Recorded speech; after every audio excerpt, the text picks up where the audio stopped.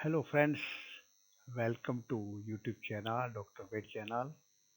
I am Dr. P.R. Patel, Professor Head Veterinary Medicine. Today we are going to discuss a very important video, the disease caused by Escherichia coli. The Escherichia coli produces few types of the disease, of which two are very important to save the life of the neonates. Today we are going to discuss it. One of the important form of E. coli disease is enteric colibacillosis, which produce pathology and pathophysiology in intestine. And the other we are going to discuss some other time, that is septicemic colibacillosis or cholesepticemia. In that, the Escherichia coli produce septicemia. We are separating these two diseases for the ease of understanding and for the ease of discussion. Today we are going to discuss enteric colibacillosis part 1. In this process we discuss some etiological and epidemiological parameters of enteric colibacillosis.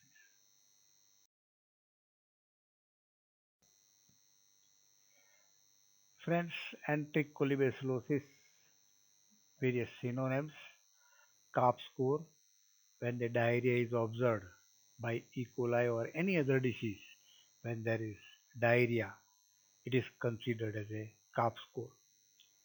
Sometimes diarrhea is white, so it is called as white diarrhea.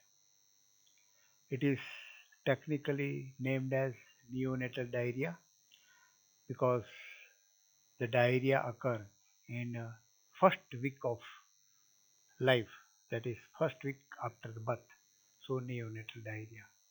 And protoxigenic E. coli because it is not producing any pathology, it produces some physiological change. Intestine is normal, no inflammation, only toxin affects in the intestine. That's why enterotoxigenic E. coli.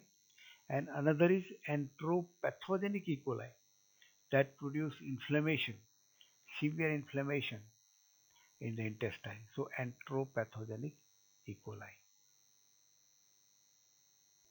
Again, we see here the Escherichia coli produce three types of disease. Enterotoxigenic E. coli, where the toxin works in the intestine, it causes some physiological change. Second is enteropathogenic E. coli, which causes pathology, enteritis in the intestine and diarrhea.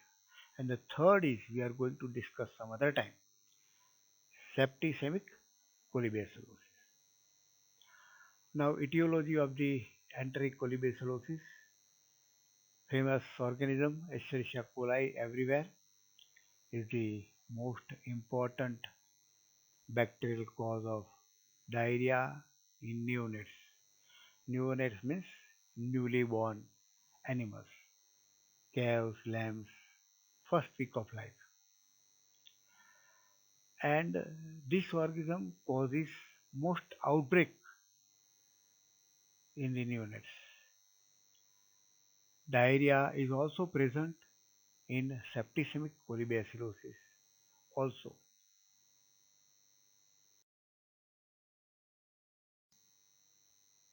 As discussed earlier, there are two distinct types of diarrheal diseases are produced by different strain of this organism. One is inflammatory diarrhea, second is the non-inflammatory diarrhea.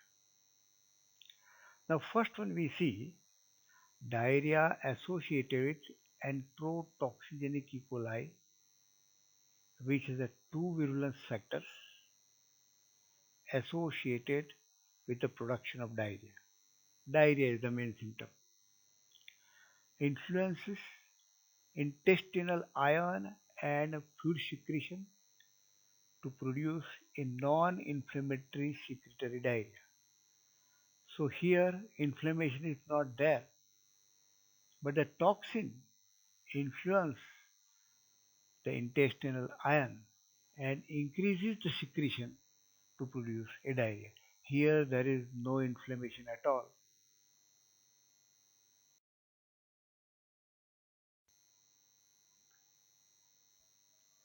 The second, diarrhea associated with enteropathogenic E. coli. That means pathogenic. These E. coli adhere to the intestine wall to produce attaching and effacing lesion. They attach and they produce effacing lesion. Effacing means it erases the mark from a surface. So it causes erosion type of the symptoms, lesions in the intestinal wall, and it causes a dissolution or removal of the breast border and a loss of microvilli structure. Microvilli are lost at the site of attachment, and these enteropathogens are also called as attaching and effacing E. coli. Attaching means they are attaching to the wall of the intestine. Effacing means they are effacing, they are removing, they are erasing the breast border and villus structures, microvillus structures of the intestine. That's why it is called as attaching and effacing E. coli,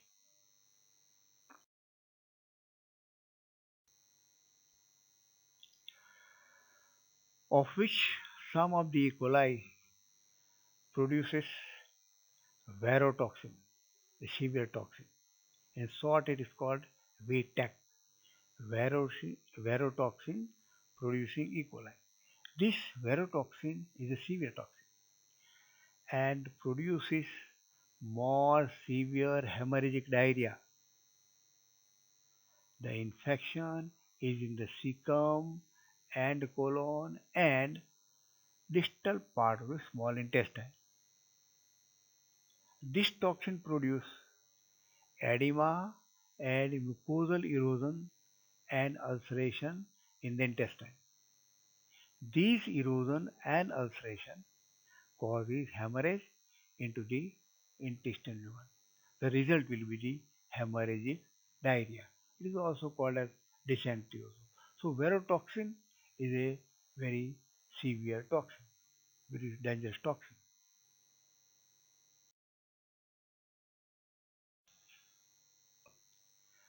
The epidemiology of this enterotoxemia is very much important, by which study of which we can save the life of neonates, save the life of replacement stock. This E. coli commonly found in the feces of healthy cows. Remember this. It is there in the farm, in the feces of healthy cows. The infection depends of number of factors: difference in virulence of different strains, presence of more than one pathogen, means with E. coli some parasite will be there, with E. coli salmonellus will be there, with E. coli vibriosis will be there, and so many other pathogens will be there. Some viral, corona, and other things, rotavirus.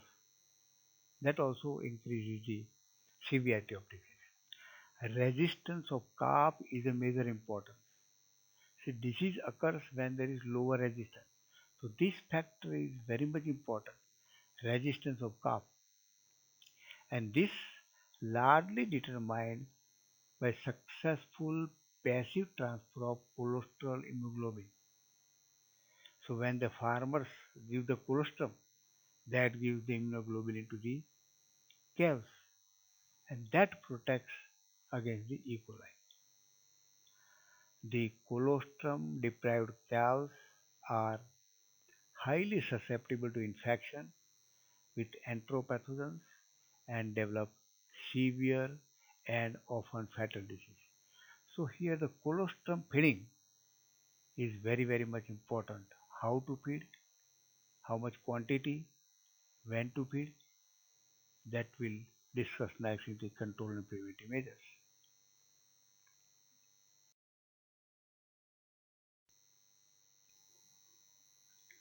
The progression of infection, the severity of lesion, and the severity of diarrhea can be modulated by immunoglobulin received by colostrum.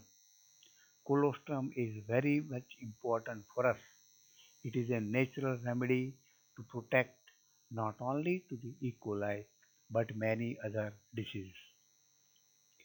Immunoglobulins act directly on pathogen in the intestinal lumen during the period of colostrum ingestion. When colostrum is ingested, these immunoglobulins directly work on the organism. They kill the organism. And second thing, the circulating immunoglobulins are resecreted into intestine. So once the immunoglobulin is absorbed, then again they are very less extent secreted in the intestine. That also work against the organism. There are various stress factors also contribute to the production of or development of the disease. Poor environment, inadequate protection from inclement weather, or an insufficient nutrition. These all factors and other many factors increases the risk of development of disease.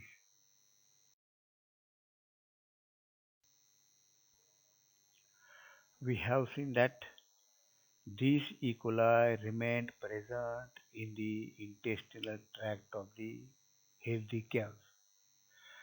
Similarly, healthy adult cattle may be a carrier and periodically slowly excrete the organism in feces. This leads to contaminated calving area and infection of the udder and perineum of the dam. When they infect the calving area, the newborns are very susceptible. They get this E. coli, they get the infection. It contaminates udder also. The calves suck the milk from udder, they get the infection. The calves roaming around here and there near the animal, they get the infection from perineum. The other sources of infection are feces of healthy cows and the feces of diarrhea cows. A few scoring cows can result in severe contamination of calf rearing area. So organism is there, we can't avoid that. But other how to prevent and control and reduce disease that we will see in control and prevention section. Transmission is by fecal oral contact or fecal aerosol. Feces come in contact with mouth directly or indirectly and get the infection. So route of infection is mostly by fecal oral route. The common hosts are all neonates. Neonates means newly born and the disease occur within first week of life, sometime immediately, sometime less than 3 days, sometime 3 to 5 days. So first week is the dangerous for neonates. The neonates are cows, lambs, foal, piglets, and other all.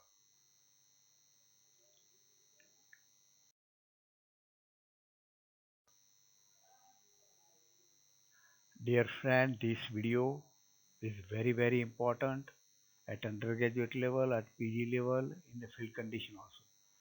You are going to save the life of many cows. That is the replacement stock. It is our real service to save the life of neonates. It is requested to share to as many as possible. If you want to support this so that I should continue this, please subscribe. Thank you very much for observing this video.